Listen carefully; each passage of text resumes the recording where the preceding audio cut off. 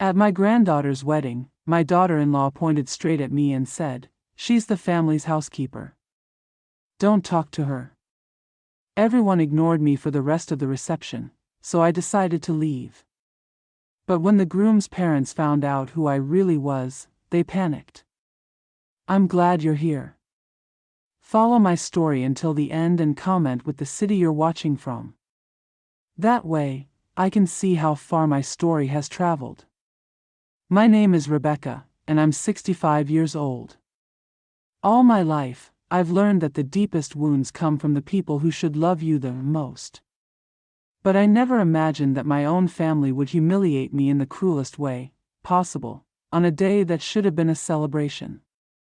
It was the wedding day of Sophie, my 23-year-old granddaughter.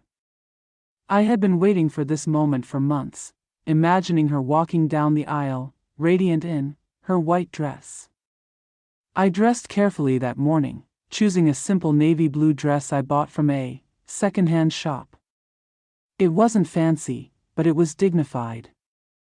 I styled my gray hair in a neat low bun and put on my only pair of pearl earrings, a gift from my late husband, given to me 30 years ago.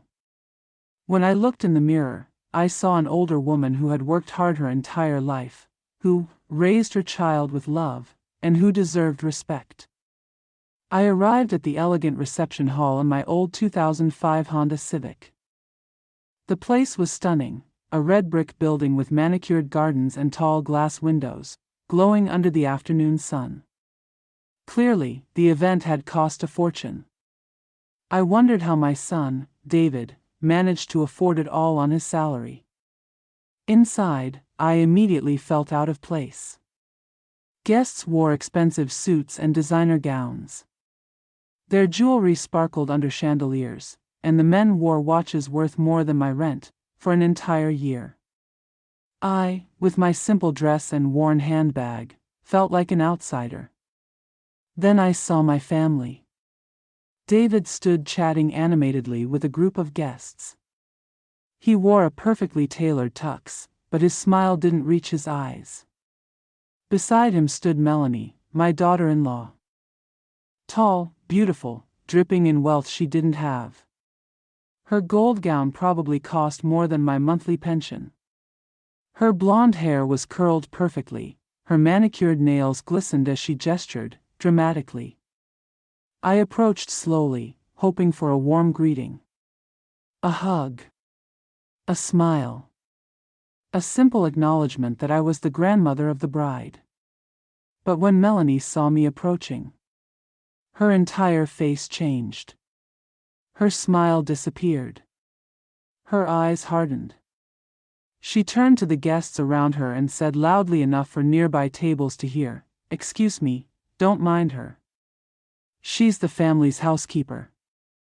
The world stopped. Her words cut the room like a knife. Several guests stared at me with confusion, then disdain. Housekeeper. Maid. Servant. That's what she had reduced me to. Melanie. I whispered, my voice trembling. I'm David's mother. I'm Sophie's grandmother. She looked at me with a fake, icy smile.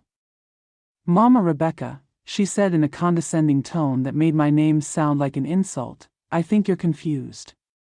Why don't you check if they need help in the kitchen? David was standing right beside her. Our eyes met. I saw guilt. And shame. But he said nothing. He didn't correct her. He didn't defend me. He didn't even move. He simply looked away and continued his conversation, as if I truly were invisible. I tried to approach distant cousins and acquaintances. But Melanie's poison had already spread. People avoided me. Some excused themselves politely the moment I approached. Others simply walked away. Some even asked me to bring drinks or clear their plates. The humiliation was unbearable. During the ceremony, I sat alone in the back row. I watched Sophie walk down the aisle, beautiful, glowing, but she never once looked in my direction. She avoided my eyes the entire time. At the reception, I didn't have an assigned table. When I asked an organizer discreetly, she apologized. There was a mistake on the guest list. They gave me a spare chair at a table near the kitchen, where the staff rested on breaks. I watched from afar as David danced with Sophie, Melanie posed for glamorous photos, guests laughed and clinked champagne glasses, and I sat alone. A ghost at my own granddaughter's wedding. Eventually, I couldn't take it anymore. I grabbed my purse, walked out of the hall, and headed to the parking lot. No one stopped me. No one asked where I was going. No one noticed my absence. Tears finally spilled down my cheeks. 65 years of life. 38 years as a mother. 23 years as a grandmother. All reduced to a maid in the eyes of the people who should have loved me the most.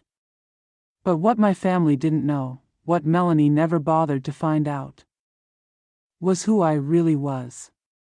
And they were about to discover it in the most shocking way possible. I walked across the parking lot with slow steps, trying to process what had just happened. The cool night air contrasted sharply with the suffocating atmosphere of the reception hall, but my heart was still pounding with humiliation. My hands trembled as I searched for my car keys in my purse. For a moment, I thought I wouldn't even be able to find them. I was about to unlock my car door when I heard footsteps behind me. I turned and saw an elegant couple approaching. The man, around 60, wore an impeccable dark gray suit. The woman, about my age, wore a navy silk dress that clearly cost more than my entire monthly budget. "Excuse me," the woman said in a refined yet warm voice. "Are you Rebecca Whitmore?" Those words hit me like a bolt of lightning. It had been years since anyone had called me by my full name. To my family, I was just Mama Rebecca or Grandma. But Rebecca Whitmore was who I had been before I sacrificed everything for them. "Yes," I replied cautiously, discreetly wiping a tear from my cheek. "I am Rebecca." The woman's face lit up with recognition and concern. "I'm Catherine Hampton, and this is my husband, Robert. Our son, Marcus, married your granddaughter tonight." My heart raced. These were the groom's parents, the people who had just witnessed my public humiliation. I braced myself for more questions, more embarrassment, more pity. "Mrs. Whitmore," Catherine continued, her voice full of disbelief, "I can't believe what we just witnessed in there. Your own family treated you like that." Robert stepped a bit closer, his expression serious. "Rebecca, we know you by reputation. We know who you are. What we saw tonight is absolutely unacceptable." I stared at them, confused. They knew who I was? How? I had kept my real identity quiet for so many years, living modestly so as not to create distance or envy in my family.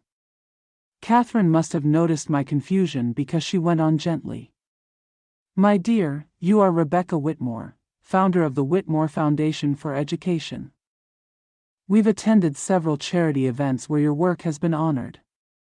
Your foundation has transformed the lives of thousands of young people." The air felt heavy around me. It was true. 15 years ago, after receiving an unexpected inheritance from a distant aunt, I had established a foundation to provide scholarships for low-income students. I handled everything through lawyers and administrators. I rarely appeared at public events, and when I did, I always asked not to be photographed. "Mrs. Hampton," I said softly, my voice trembling, "my family doesn't know about the foundation. I preferred to keep it private." Robert frowned. "Your family doesn't know that you're one of the most respected philanthropists in this city? They don't know that City Life magazine named you one of the 50 most influential women last year?" I shook my head, feeling a mixture of sadness and bitterness. They think I'm just a retired widow living on a modest pension. I never told them the truth, because I wanted them to love me for who I am, not for what I have. Catherine came closer and took my hands in hers. They were soft and warm, and for the first time that night, I felt true compassion.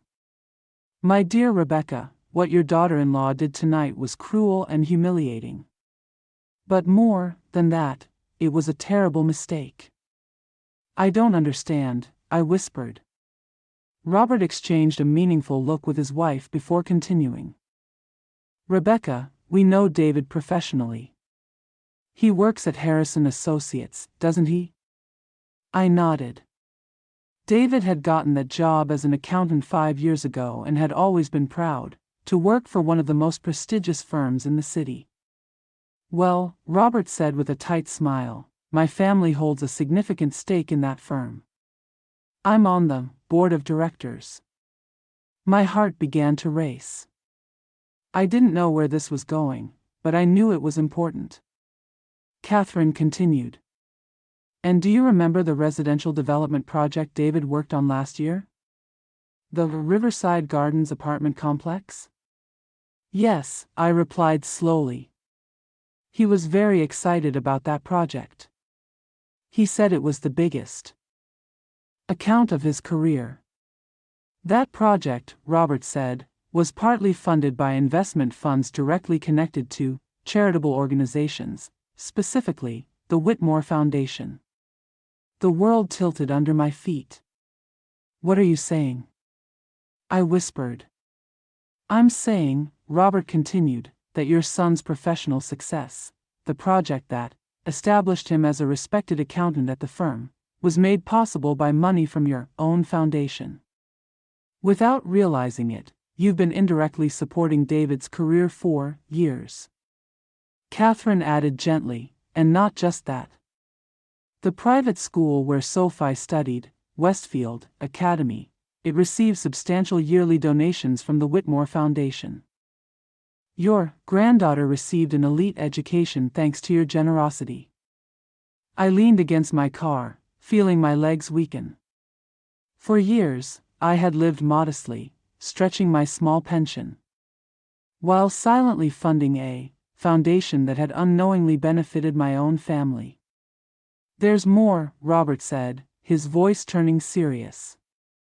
The building where David and Melanie live, the Maple Heights complex, was renovated 3 years ago with funds from a housing quality grant. Do you know who provided that grant? I didn't need him to tell me. The Whitmore Foundation, I whispered. Catherine nodded. Your family has been living a life made possible by your generosity, and they don't even know it. Meanwhile, they treat you as if you are nothing. Robert cleared his throat. Rebecca, I need to ask you something important.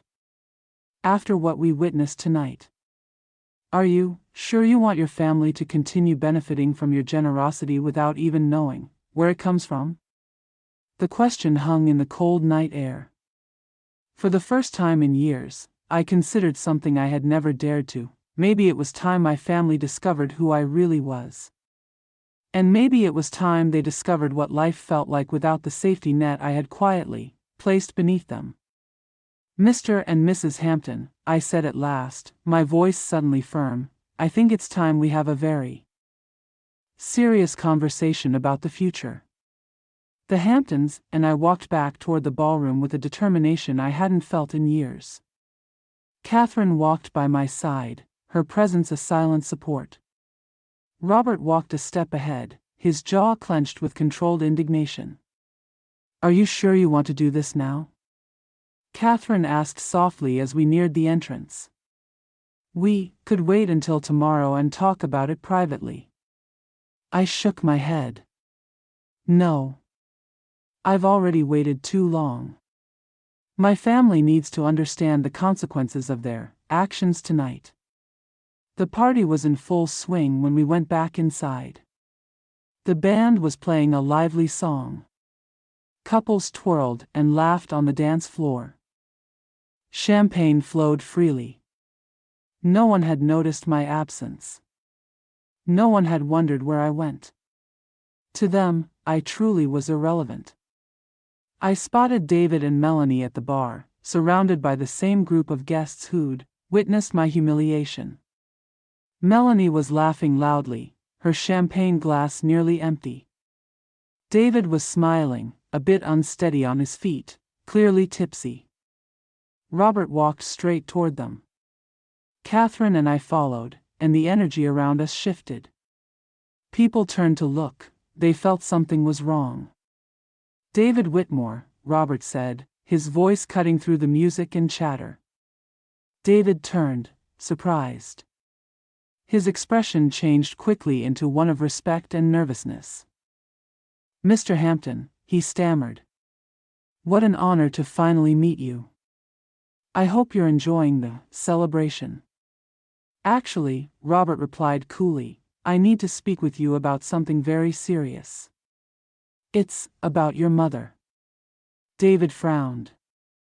"My mother? Well, she already left. She wasn't feeling well and decided to go home early." Melanie laughed lightly, clearly not sensing the storm coming. "Oh yes, poor thing. She probably felt out of place. These kinds of events aren't really for, well, people like her." The silence that followed was suffocating. Robert stared at her with an expression that could have frozen fire. Catherine stepped forward. "People like her?"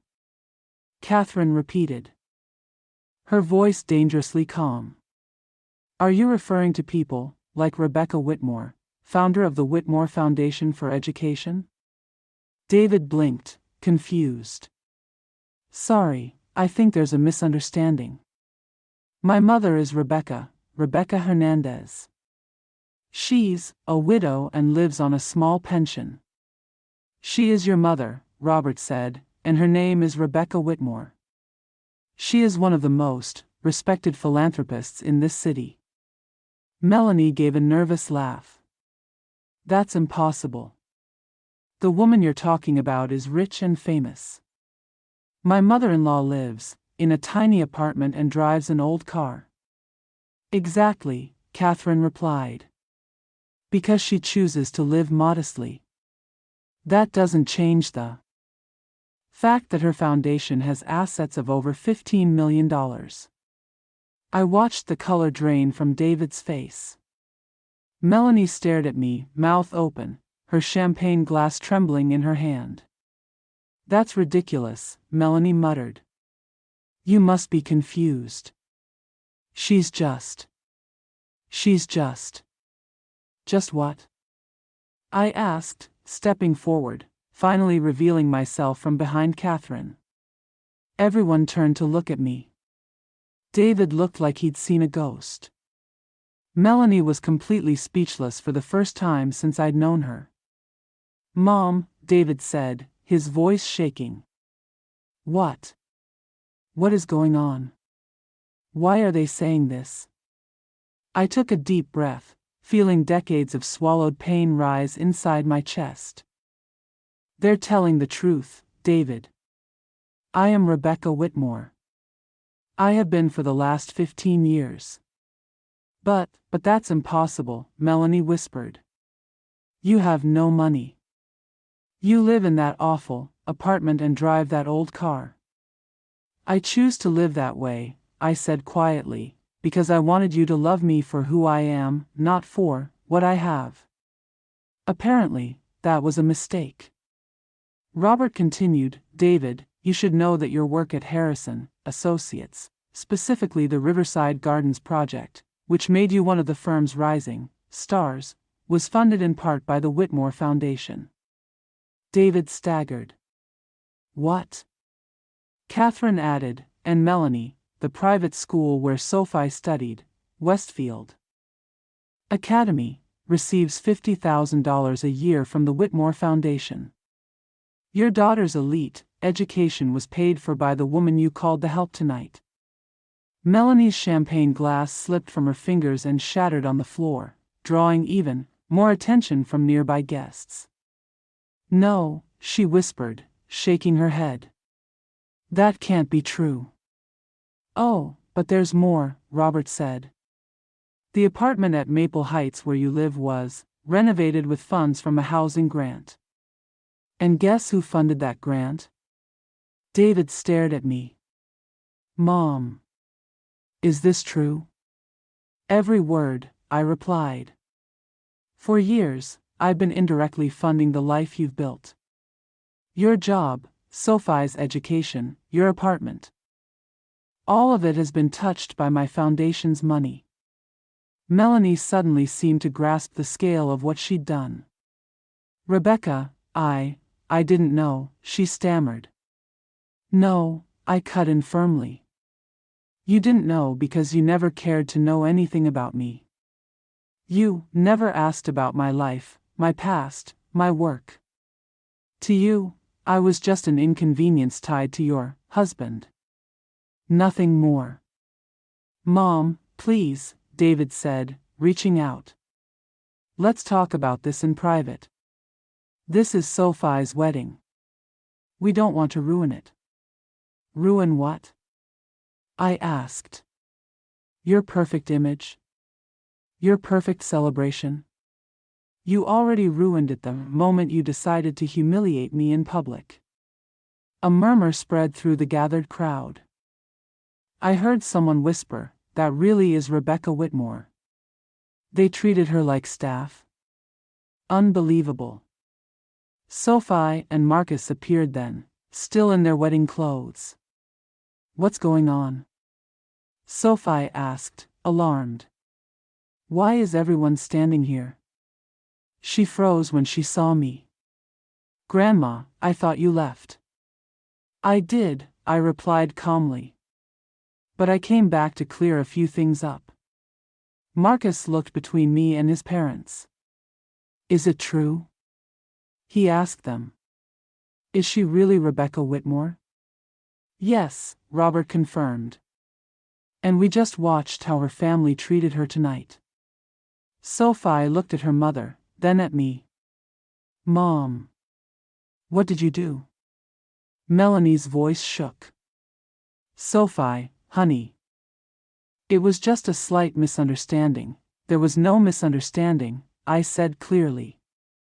Your mother told everyone I was the family's maid. She told them not to speak to me. I spent the entire night alone while all of you celebrated. Horror crossed Sophie's face. Grandma. I didn't know. You were there, Sophie, I replied. You heard her. You saw me sitting alone. You watched it happen. The silence was devastating. My family finally had to face what they had become. David swallowed hard. Mom, I'm so sorry. We didn't know. Now you know, I said simply. And now I need to decide what I'm going to do with that information. The revelation hit my family like a bombshell. And I could see the exact moment each of them began to grasp the true implications of what had happened. The reception hall, which moments before had been filled with music and laughter, now felt tense and heavy around our small circle. Sophie was the first to try to fix the situation. She walked over to me, tears in her eyes, her wedding dress whispering against the marble floor. Grandma, please, there has to be an explanation, she said, her voice shaking.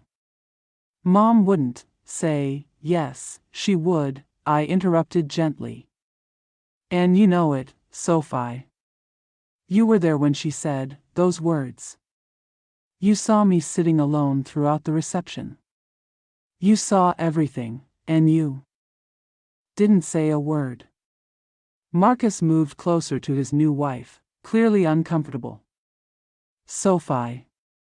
Maybe we should, David suddenly raised his voice, louder than usual, the alcohol and shock stripping away his usual restraint.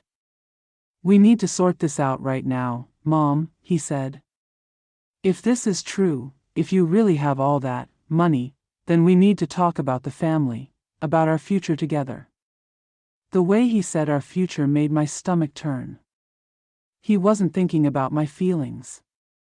He wasn't thinking about how deeply I'd been hurt. He was already calculating what my money could do for him. Melanie, who had been unusually quiet, suddenly found her voice. "Rebecca, darling. I think there's been a terrible misunderstanding," she said quickly. "I never meant for you to feel what?" I asked. "Invisible? Worthless? Like a servant at my own granddaughter's wedding?" "It was just a joke," Melanie insisted, cheeks flushed. "You know how I am, always joking. I didn't think you'd take it so seriously." Robert let out a bitter laugh. "A joke, ma'am? I was there. I saw how you spoke to her. There was nothing joking about it." Catherine stepped closer to me and placed a protective hand on my arm. "Rebecca, you don't have to put up with this," she said softly. "You've done more than enough for this family." Her words echoed in my mind. More than enough. She was right. For years, I had sacrificed my comfort and my dignity to stay close to my family. I had lived in a cheap apartment when I could have lived anywhere I wanted. I had driven a 2005 car when I could have had any model I chose. All of it so they would see me as a person, not a checkbook. But they had never seen me at all. "Mom," David said, approaching more cautiously now. "I know tonight didn't go as planned, but we can fix this. We're family. We can always work things out." "Can we?" I asked, meeting his eyes. "David, when was the last time you visited me? The last time you asked how I was? What I needed? If I was happy?" He opened his mouth, then closed it again. He couldn't remember. "And you, Sophie," I turned to my granddaughter. "When was the last time we had a real conversation? About your fears, your dreams, your life, not just your wedding plans?" Sophie looked down, unable to answer. Melanie, desperate to regain control, moved closer. "Rebecca, I understand that you're upset, but let's think rationally. We're family, we have to support each other. Especially now that we know about, well, your resources." There it was. The truth. Not me, my money.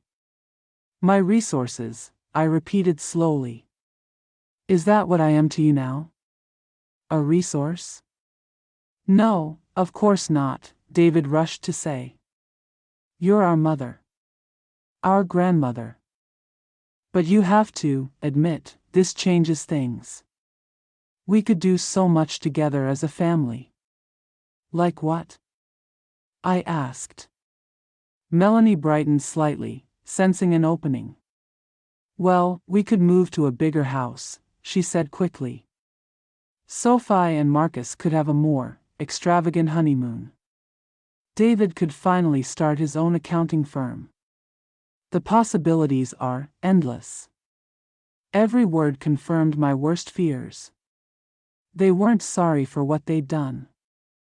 They weren't horrified by how they'd treated me. They were excited. They were planning. "And what about what I want?" I asked quietly. They all went still, as if the question had never occurred to them. "Well, of course we want you to be happy. Mom," David said. "We want you to be part of all this." "Really?" I asked. "Because tonight, when you publicly humiliated me, when you allowed others to treat me like a maid, when you watched me sit alone while you all danced and laughed, it didn't seem like you wanted me to be part of anything." Marcus cleared his throat. "Maybe we should step back and let the family talk privately," he suggested carefully. "No," I said firmly. The Hamptons have been kinder to me in the last 30 minutes than my own family has been in the last 5 years. If they witness my humiliation, they can witness my response. Fear flickered in David's eyes. Mom, what do you mean by your response? I straightened my shoulders. I mean, I have some important decisions to make about my foundation, my investments, and who benefits from my generosity. Melanie went pale. What exactly are you saying? She whispered. I'm saying, I replied calmly, that all the money flowing into projects that indirectly benefited this family might be redirected to people and causes that truly appreciate it. Sophie sobbed. Grandma, you can't be serious. Why not? I asked. Why should I keep supporting people who treat me like staff? Why should I invest in a family that can't even show me basic respect? David stepped closer, his hands shaking. Mom, please don't make any rash decisions. You're upset. I'm not upset, David, I said quietly. I'm disappointed. I'm hurt. And I'm tired. Of what? Sophie whispered. Tired of being invisible, I answered. Tired of giving love and receiving indifference. Tired of sacrificing my happiness for people who don't even notice. Robert stepped in gently. Rebecca, if you decide to make changes to your charitable donations, my firm would be honored to help with the legal aspects. His words hovered like a verdict over my family. David went pale. Melanie began to shake. Sophie cried harder. Mom, David whispered. Are you really thinking about cutting us off? I'm not cutting you off, I replied. You cut yourselves off tonight. I'm just finally acknowledging what's been true for a long time. And with that, I turned and walked toward the exit, leaving them to face, for the first time, true consequences of their choices. The days following the wedding were a whirlwind of frantic phone calls, desperate messages, and surprise visits I refused to accept. My phone rang constantly. David. Melanie. Sophie. Even distant relatives who suddenly remembered I existed once they heard the word millions. But for the first time in decades, I didn't answer. I didn't rush to comfort. I didn't water down my pain to make others feel better. I stayed in my modest apartment, surrounded by a peaceful silence I was just beginning to appreciate, and finally started making the decisions I should have made years ago. On Monday morning, 3 days after the wedding, I met with my lawyer, Jonathan Pierce, at his downtown office. Jonathan had handled my legal affairs for the past 12 years, ever since I established the foundation. He was a meticulous, discreet man in his early 60s who understood my desire for privacy. Rebecca, he said as I sat down opposite his polished oak desk, I must admit your call surprised me. In all the years we've worked together, you've never expressed interest in making such drastic changes to the structure of the foundation. I took a deep breath. Jonathan, I've spent the last 15 years believing I could keep my personal life and philanthropic work separate, I began. I thought I could give generously without my family knowing, and that way I'd receive genuine love instead of financial expectations. And now? He asked, watching me with kind, attentive eyes behind his glasses.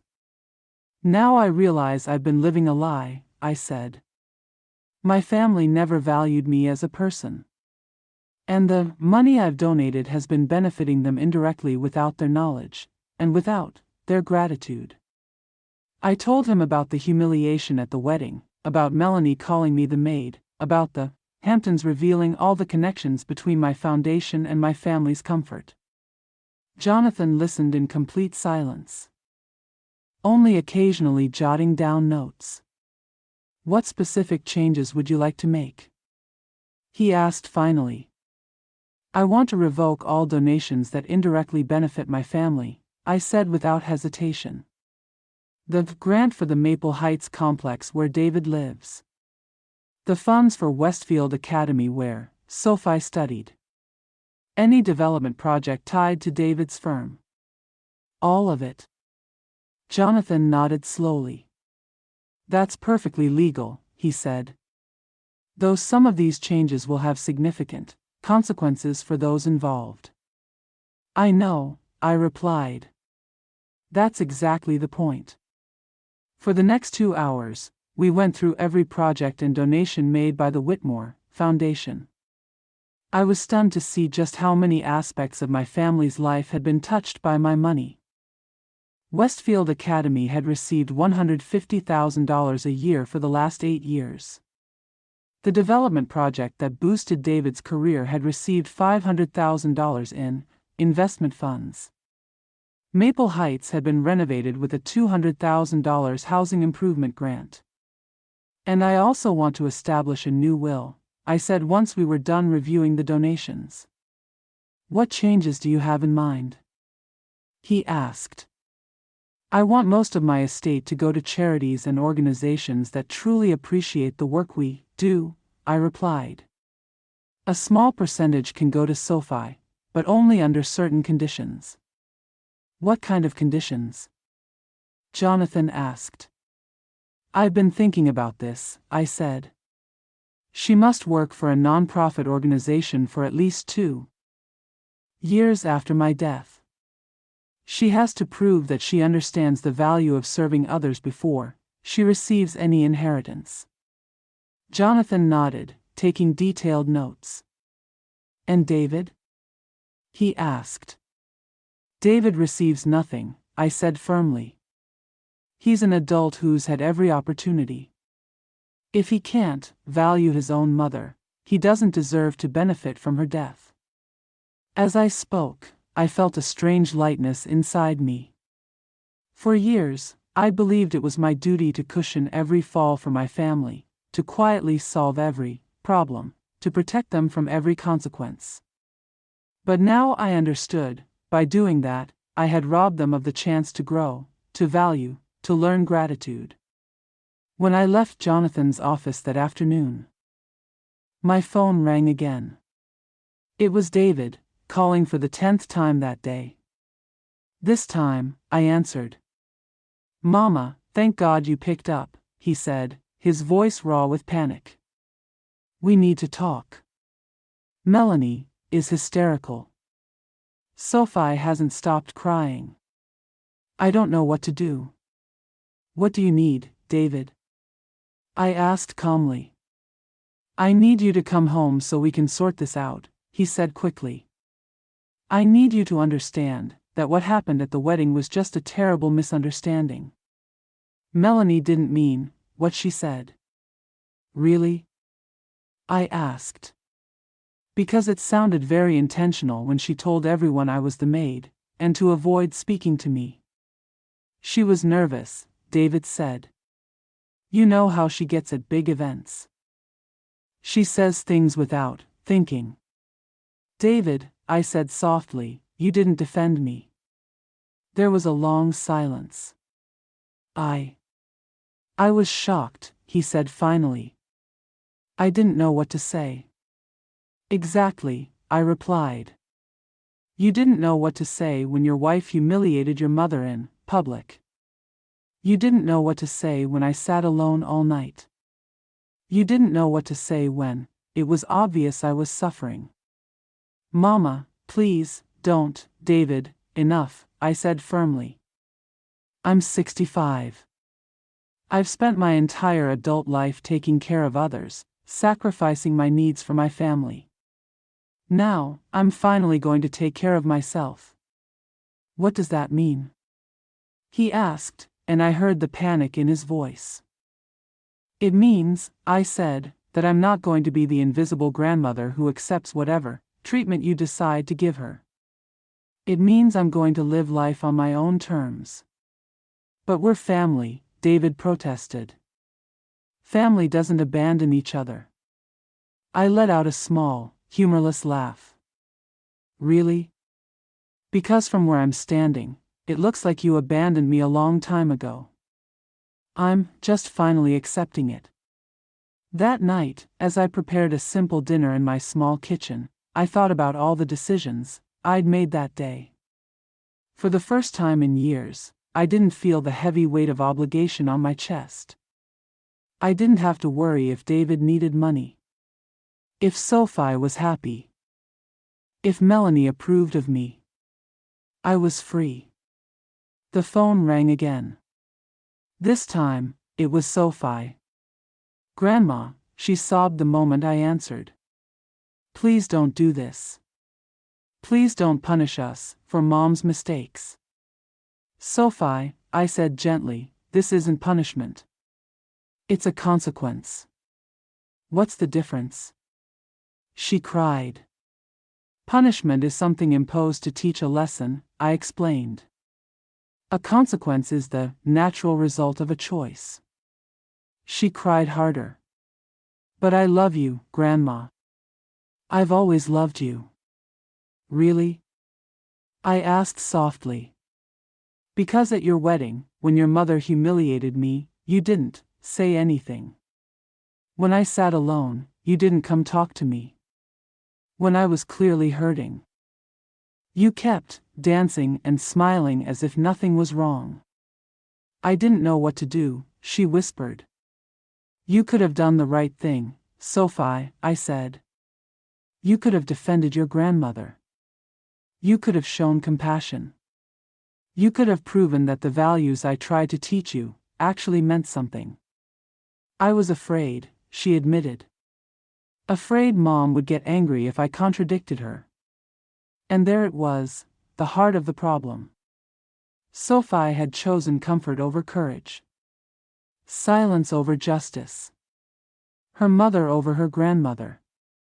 "Sophie," I said quietly, "when you learn to value justice more than comfort, when you learn to stand up for those who are being mistreated, even when it's difficult, then maybe we can rebuild our relationship. Until then, I need to protect my own peace." I hung up and turned off my phone for the rest of the night.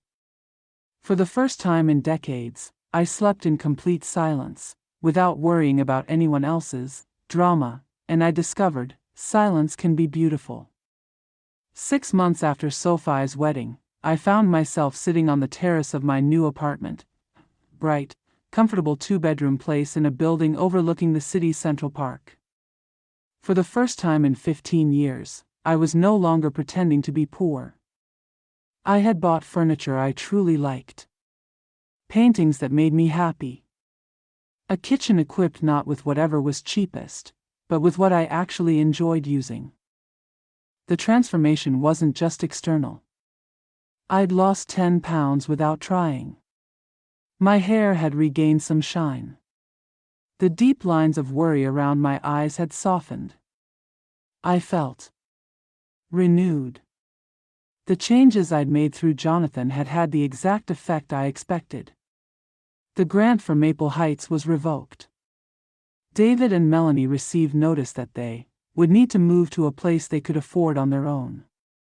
The annual donation to Westfield Academy was cancelled.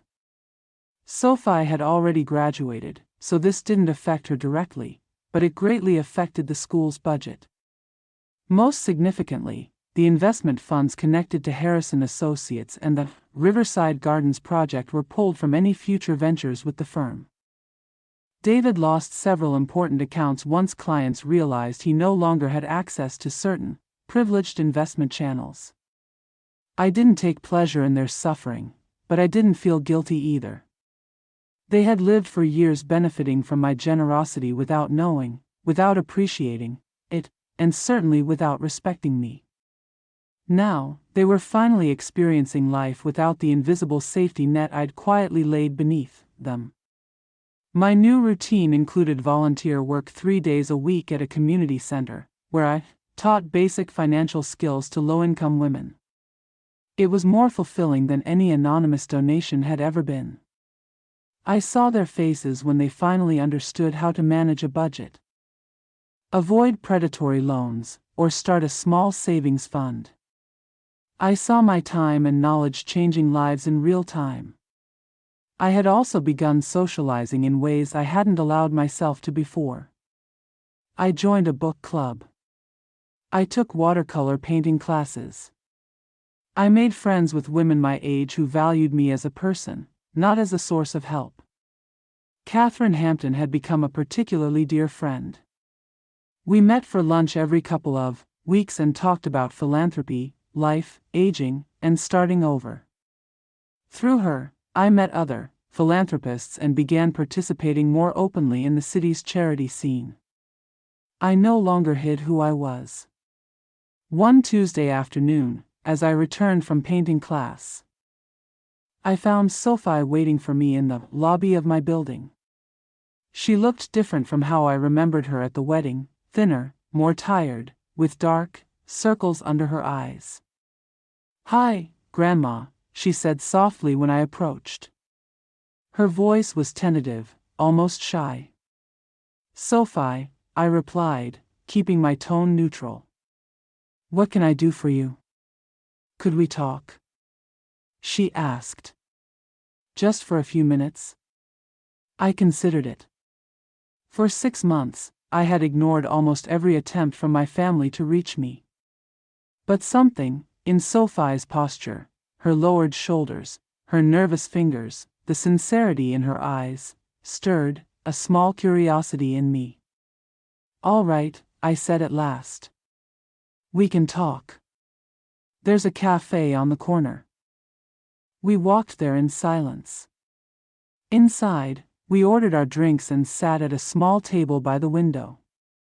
Sophie turned her cup between her hands for several long moments before she spoke. "I've been thinking a lot about what happened at my wedding," she began. "And about what you told me afterwards." I stayed silent, giving her space. "You were right," she said finally, her eyes filling with tears. "I should have defended you. I should have said something to Mom. I shouldn't have let you sit alone. I was so focused on having my perfect day that I ignored the fact that my own grandmother was being humiliated." Her words were honest, stripped of excuses or self-defense. "These past months," she continued, "I've watched Mom and Dad struggle. They had to move to a smaller apartment. Dad lost some accounts. They've been complaining about what you did, saying you're being vindictive and unfair." "And what do you think?" I asked. Sophie took a long breath. "I think you're finally doing what you should have done years ago," she said. "I think you spoiled us so much that we never learned to value you." Her words pierced deeper than she could have known. It was the first time anyone in my family had acknowledged the bigger picture, not just the incident at the wedding, but the pattern of behavior that led us there. "Marcus helped me see that," Sophie added. "He told me that the way my family treated you was inexcusable. He said that if you were his grandmother, he would have stopped the wedding right there." I smiled faintly. "Marcus seems like a good man," I said. "He is," she nodded. "And he helped me realize I haven't been a good granddaughter." We sat quietly for a few moments. "Grandma," she said at last, "I didn't come here to ask you to help us financially again. I didn't come to ask you to forgive my parents. I came to apologize for my own behavior, and to ask if, maybe, we could start over." "What does start over mean to you?" I asked. "It means—" She hesitated, choosing her words carefully. "It means I'd like to get to know you. Not just as the grandmother I see at family events, but as Rebecca Whitmore. I want to know about your work, what you care about, who you are as a person." "And your parents?" I asked. Sophie sighed. "Mom and Dad will have to find their own path to you," if they ever do, she said. I can't fix that relationship for them. And I'm not going to let their behavior dictate mine anymore. For the first time in months, I felt a small spark of hope. It wasn't full reconciliation. It wasn't everything my heart had once dreamed of, but it was real. All right, I said eventually. We can try. But it has to be on my terms. What are your terms? She asked. We see each other when I want to see you, I said. Not when your parents need something from me. We talk about real things, not just superficial events. And if you ever stand by and let someone disrespect me in front of you again, and say nothing, this ends permanently. Sophie nodded, eyes serious. I understand. And I accept.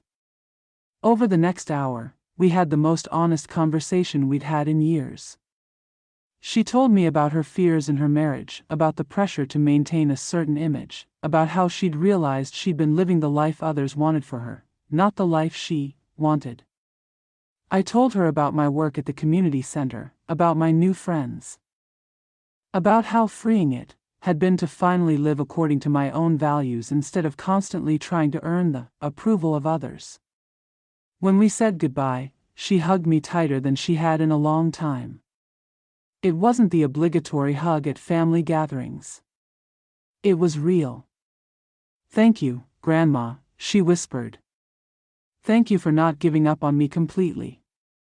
Sophie, I replied, I never gave up on you. I just needed you to stop giving up on yourself. As I walked back to my apartment that afternoon, I reflected on the past 6 months. I had lost a family that never truly valued me. But I had gained something much more precious, self-respect. I was no longer the invisible grandmother who accepted any treatment just to keep the peace. I was no longer the anonymous benefactor silently funding people who had no gratitude. I was no longer the woman living according to everyone else's expectations. I was Rebecca Whitmore, philanthropist, mentor, friend, and a woman who had finally learned that self-love is not selfishness. It's survival. And for the first time in decades, I was completely at peace with myself.